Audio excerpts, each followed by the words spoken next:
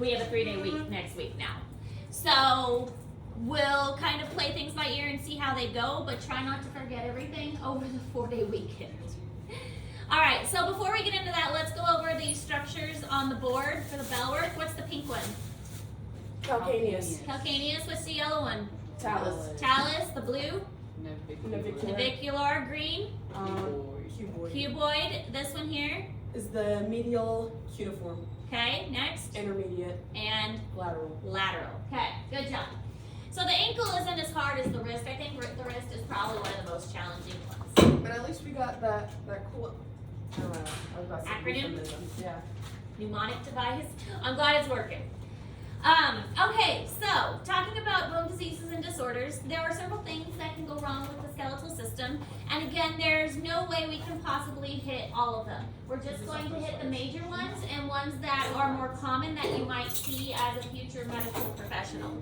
So bone spurs are abnormal growths and they can occur on any bone. Oftentimes they're in the foot, specifically on the heel. But if you think about how often our bone is reshaping itself, and we have those osteoblasts and osteoclasts that are constantly restructuring the bone, it's not surprising that sometimes they make a mistake.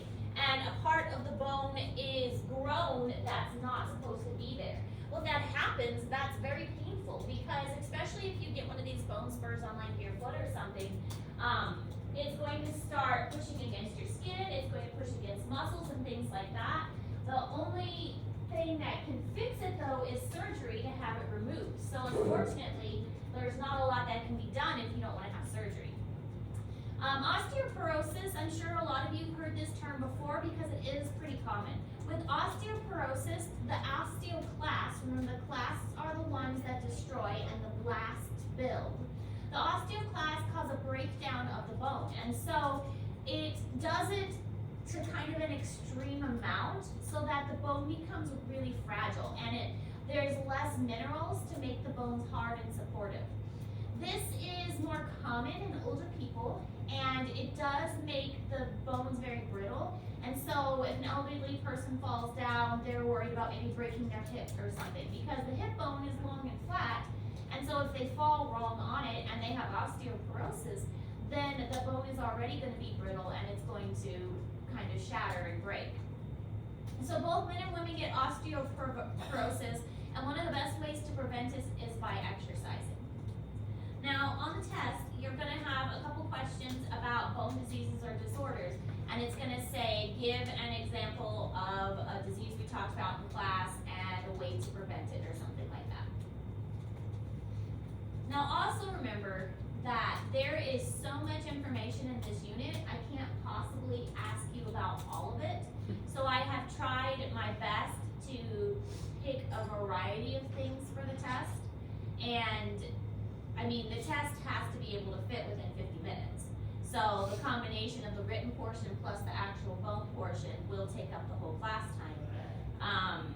So we want to make sure that, yes, you're studying these things, but just kind of keep in mind that it's not all going to be on the test. It's just not possible. Unless you want me to make the test really long. I can do that. Nah. No? No. Maybe next unit. Maybe next year.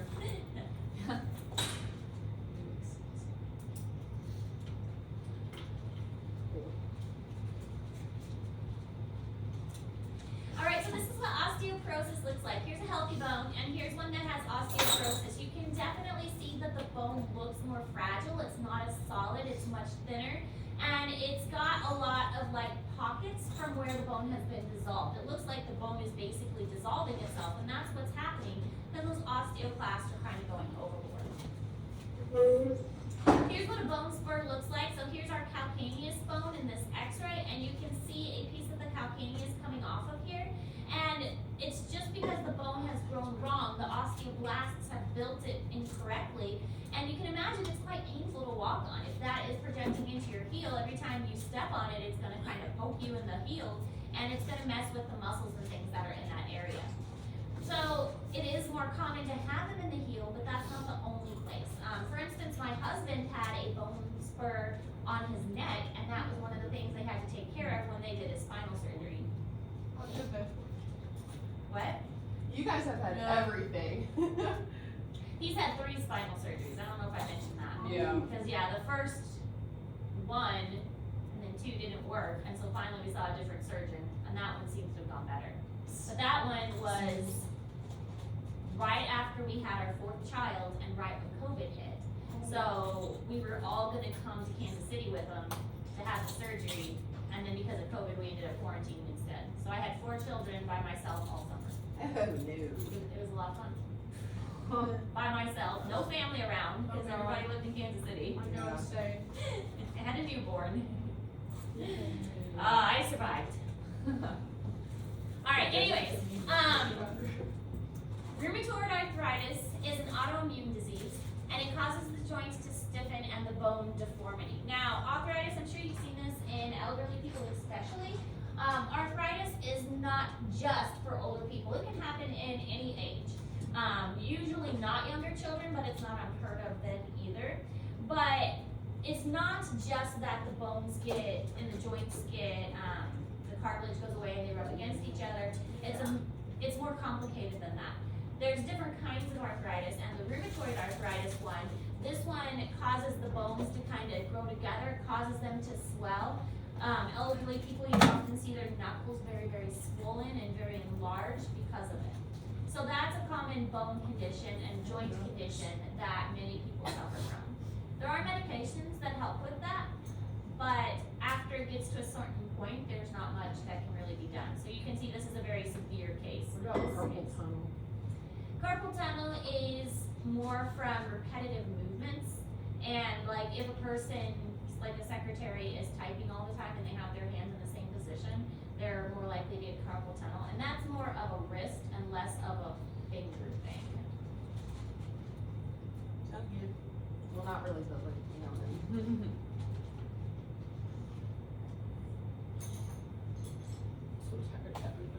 Awkward. Forgot to keep yawning. If you see me slouch, you yell at me. I slouch a lot. Same. I think it's hurting my back. Me doing it hurts my neck more than anything. Alright, so this is what rheumatoid arthritis looks like. You can see that the bone itself is degenerating here at the joint, so it's not just a joint thing, it's kind of a whole bone, joint, the whole area kind of thing. And because of the swelling, there's also inflammation of the synovial fluid, and that is going to irritate it even further. So there's a lot going on. It's not just simple enough to say, oh, the cartilage is gone and it's rubbing against each other. It's a lot more complicated than that. There are different types of arthritis. So rheumatoid arthritis is the one we just described, and that has a lot of that swelling from the synovial fluid, but there is other types of arthritis. Here's osteoarthritis. In this case, the cartilage is gone and it's basically bone on bone rubbing against each other. This slide is in Google Classroom so that you can refer back to it. Yes? I've heard 2 different stories, but I'm pretty sure it's a myth that it is and isn't a myth that popping your knuckles like gives you arthritis. Oh, I don't believe that is true. That's just. So it does or doesn't? It does not That's give you what I arthritis. thought. Yeah, I do that all the time. Yes. That's what old people always tell me. You don't get arthritis from doing Does it that. make your knuckles bigger? It doesn't. There Mm. are, when you pop it, it's actually little bubbles in the synovial fluid that are making that noise. It doesn't really hurt the joints, unless you do it too hard and like stretch the joint out, but that's kind of different. Like if you pop it wrong. Yeah. And that's just stupid. So what would happen to the bubbles if we didn't pop it? Your body would eventually reabsorb it. Your body's really good at reabsorbing things. So rheumatoid arthritis is more swelling, and osteoarthritis is more the cartilage gone and the bone on bone grinding against each other. Either way, Pardon the interruption. Please make sure to get your lunch count in this morning. Make sure to get your lunch count in. Thank you. Afterwards, I need to give this honey my paper. I think I did my lunch. I'm pretty sure I did. Alright, anyways, so spinal deformities are fairly common, and they can be because of poor posture or any other thing. No. It could be an accident that causes the spine to be bad. It could be they were born that way. There's a lot, or it could be hereditary, like it's a genetic trait. But there are several different types of spinal deformities. And scoliosis is one that is well known, and this is a curve that makes your back look like an S. So if you're looking at the spine straight down, and we'll see a picture of this in a moment, if you're looking at the spine straight at it, then it has kind of an S shape. Kyphosis is what a hunchback would be. So the kyphosis, one of the ways I remember it is the P looks like a hunchback, kind of. And so that is representing the hunchback appearance, where the spine is curved toward the shoulder blades. Then we have something called lordosis. Lordosis is the sway back. So this means that your lower back kind of pushes forward, so it looks like you have kind of a pot belly. That sounds like. So the way I remember that is if you think about in those old fairy book tales, then they had these little old kings that had these pot bellies. So the Lord has the sway back, and he's got the lordosis because his belly sticks out. Ankylosis is severe arthritis in the spine, and sometimes the arthritis is so bad that the spine actually begins to fuse and the bones start to grow together. So all of these spinal conditions are kind of common. Scoliosis is probably the one that is most heard of, but the other ones, hunchback, lordosis, and ankylosis, are common enough that you'll probably run into them. That will get it, or like have other people get it? Either one. I mean, it depends. My mom actually has kyphosis pretty bad, and so I have a history of it, and my sister has scoliosis. So far I'm good, thank goodness. But it's something that's in my genetics, so I have to keep an eye on. Sorry.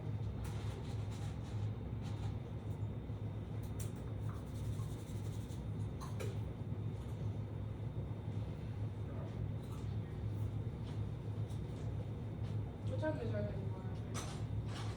The one. 4-day weekend. Oh my god. That made my day yesterday. I just really wish we didn't have school today. You can get through it. We can do it. Yeah. We're here. Just power through. Dakota was supposed to come back today, which made no sense because it's a 5-day quarantine. And I know they start at where his symptoms start, but he still has symptoms right now. And so he just stayed at home. Which I is don't good. understand the rules anymore. They've changed them so much, Yeah. and they just Makes don't. sense. They don't make It sense makes to no me. sense. It should just be come home when you feel better. Sounds good to me. Come home when you're not sick anymore. Because then if they come back too early, then But you know, some people would say that about the Yeah. back. my mom would force Dakota to go to school. Yeah. So this is the different types of spinal deformities. Normal spine, when you're looking straight at it, it should be in a line. And it should have, when you're looking at, this is a side view, when you're looking at it from the side, it should have a slight curve here. With kyphosis, then the upper portion is too far back, and so that's going to give that hunchback appearance. Then with lordosis, this lower part is too far forward, and that's going to give the sway back or the pot So belly. like this? Yeah, so it's like their belly kind of sticks out. And then scoliosis, if you're looking straight at it, instead of being straight up and down, it kind of has an S-shaped curve. So scoliosis, you can remember, starts with an S and it looks kind of S-shaped. Lordosis, think of the little pot belly. Kyphosis, it's a P shape, and this is kind of a P shape. Question again. I'm asking all the questions. Questions are good. But you know how, like I asked if arthritis is caused by like popping of your fingers. What about like whenever you like pop your back? Same thing. Same thing. That's so grody. Yeah. I can't pump it. In Wait, fact, wait, there's wait. lots of evidence that going to a chiropractor on a regular basis is good for your health. Like, Luke. nothing pops. All right, so again, just some examples of the deformities. Here's a normal back. Here is a scoliosis one, so it's kind of curved. Kyphosis with the hunchback, and lordosis with the pot belly. Solid. All right, ankylosis is the one where the bones are going to fuse. So here's what a normal, healthy spine would look like. And then here is inflammation. Now remember that joints and cartilage in general leads to bone formation. So in this case, the cartilage has just basically turned into bone and it has fused the vertebrae together. Now if there's a couple vertebrae that are fused together, it's usually not typically gonna change your range of movement too much, but if a lot of it fuses together, then that's obviously not going to be good.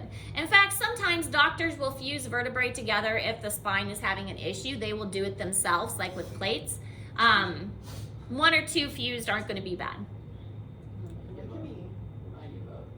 Typically, as you age, then your spine is naturally going to change too. It's a lot of stress for us to walk upright.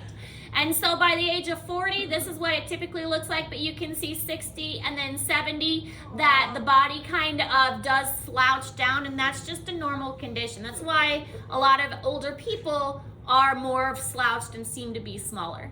I think it's funny how they made her like bigger in the stomach and her boobs. Really?